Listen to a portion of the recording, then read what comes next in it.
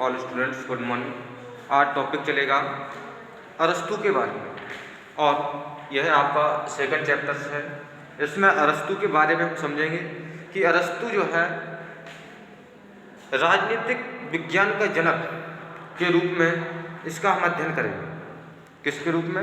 राजनीतिक विज्ञान का जनक इसे क्यों माना गया, इसके कुछ कारण हैं वो भी बताए जाएंगे। तो सभी लोग पेन कॉपी निकाल के रखें ताकि जो भी टॉपिक बताया जाए उसे नोट करते हैं, ठीक है। तो सभी रेडी होंगे। तो सबसे पहले टॉपिक चलता है अरस्तू के बारे में और अरस्तू का अध्ययन करेंगे हम एक राजनीतिक विज्ञान के जनक के रूप में।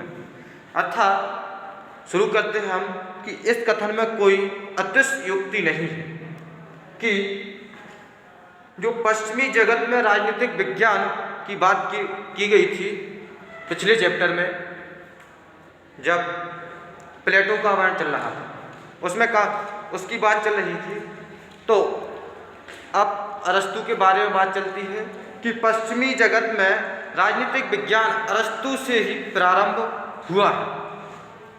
जो पश्चिमी जगत में राजनीतिक विज्ञान अरस्तू से ही प्रारंभ हुआ है। इसमें या इस कथन में कोई अतिशयोक्ति नहीं है। इस कथन में कोई अतिशयोक्ति नहीं है। और यद्यपि जो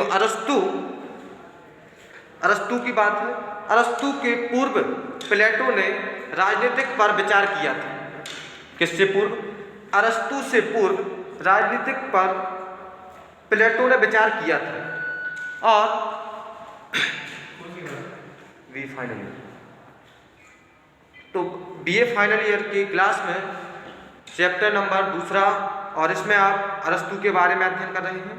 अरस्तू के पूर्व प्लेटो ने राजनीतिक पर विचार किया था, किंतु उसका संपूर्ण ज्ञान कल्पना पर आधारित था। किसका विचार जो कल्पना पर आधारित था?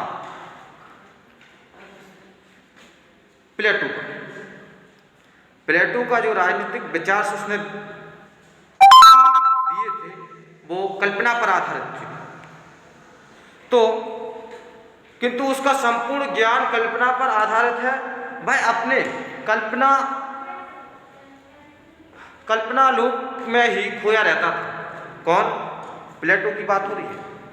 वो अपने कल्पना लोक में ही खोया रहता था और वास्तविकता में कोई संबंध नहीं रखता था। वह वास्तविकता में कोई संबंध नहीं रखता। कौन? प्लेटो की बात हो रही है। और वास्तविकता में कोई संबंध नहीं रखता था। प्लेटो की पद्धति निगमात्मक है। क्या चीज है? निगमात्मक है। और वह केवल इस बात पर विचार करता है कि आदर्श राज्य कैसा होना चाहिए। वह बात करता है तो वह सिर्फ इस टॉपिक पर बात करता है या विचार करता है कि आदर्श राज्य कैसा होना चाहिए। यथार्थ राजनीतिक स्थिति से उसे कोई मतलब नहीं। किसको? प्लेटो। वह सिर्फ एक आदर्श राज्य आइडियल स्टेट बनाने में लगा हुआ और राजनीतिक स्थिति में उसे कोई मतलब नहीं है। ऐसी स्थिति में हम उसे कलाकार, कवि या दार्शनिक ही कह सकते हैं। ऐसी स्थिति में हम उसे एक कलाकार, कवि या एक दार्शनिक कह सकते हैं।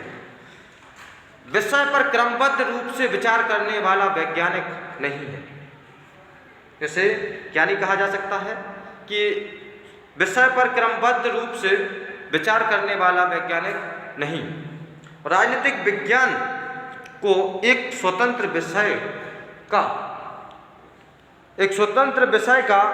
पद प्रदान करने का कार्य अरस्तू के द्वारा किया गया है। किसको? जो राजनीतिक विज्ञान है, इसको एक स्वतंत्र विषय का पद प्रदान करने का कार्य अरस्तू द्वारा किया गया है। किसके द्वारा किया गया है? अरस्तू के द्वारा किया गया है। तो अरस्तू को अरस्तु को बहुत से कारणों के आधार पर राजनीतिक विज्ञान का जनक कहा गया था। बहुत से ऐसे कारण हैं जिन कारणों के कारण आज अरस्तु को राजनीतिक विज्ञान का जनक कहा जाता है। वो कारण हैं, सभी लिख लेंगे, नोट करेंगे, हम बताते जाएंगे। पहला कारण है विषय के प्रति वैज्ञानिक दृष्टिकोण। पहला कारण है कि विषय के प्रति वैज्ञानिक दृष्टिकोण। दूसरा है राजनीतिक विज्ञान को स्वतंत्र विज्ञान का रूप प्रदान करना। राजनीतिक विज्ञान को स्वतंत्र विज्ञान का रूप प्रदान करना। राजनीतिक विज्ञान को स्वतंत्र विज्ञान के रूप प्रदान करना। तीसरा है एक यथार्थवादी विचारक। यथार्थवादी विचारक। और चौथा है वैज्ञानिक पद्धति, आगमनात्मक और तुलनात्मक।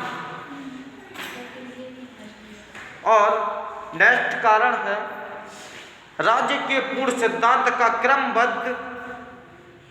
राज्य के पूर्ण सिद्धांत का क्रमबद्ध निरूपण। नेक्स्ट कारण है राज्य के पूर्ण सिद्धांत का क्रमबद्ध निरूपण। और इसके बाद नेक्स्ट है कि सरकार के अंगों का निरूपण। सरकार के अंगों का निरूपण।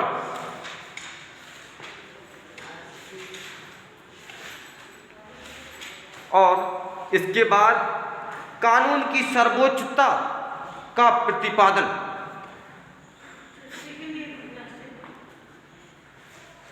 कानून की सर्वोच्चता का प्रतिपादन।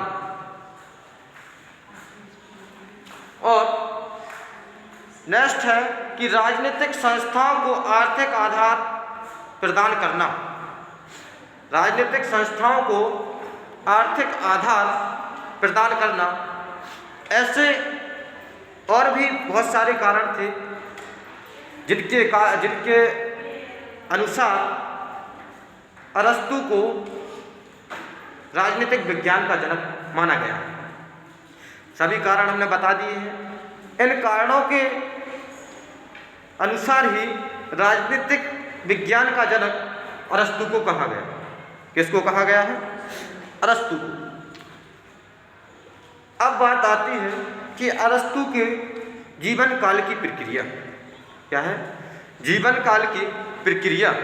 तो सभी लोग लिख लेंगे कि जो अरस्तु के जीवन काल की प्रक्रिया है उसको समझते जाएंगे, लिखते जाना है। तो आज के समय में अगर अरस्तु के जीवन काल की बात की जाए या उसको समझा जाए तो विश्व अरस्तु से एथेंस के विचारक के रूप में परिचित है। किसके रूप में परिचित है? अगर पूरा विश्व अरस्तु को जानता है तो वो एथेंस के एक विचारक के रूप में उससे भली भांति परिचित है। किससे? अरस्तु से एथेंस के विचारक के रूप में परिचित है। किंतु वह एथेंस का जन्मजात नागरिक नहीं था। कौन? अरस्तु एथेंस का जन्मजात नागरिक नहीं था। उसका जन्म, अरस्तु का जो जन्म हुआ वो ईसा पूर्व में हुआ था 384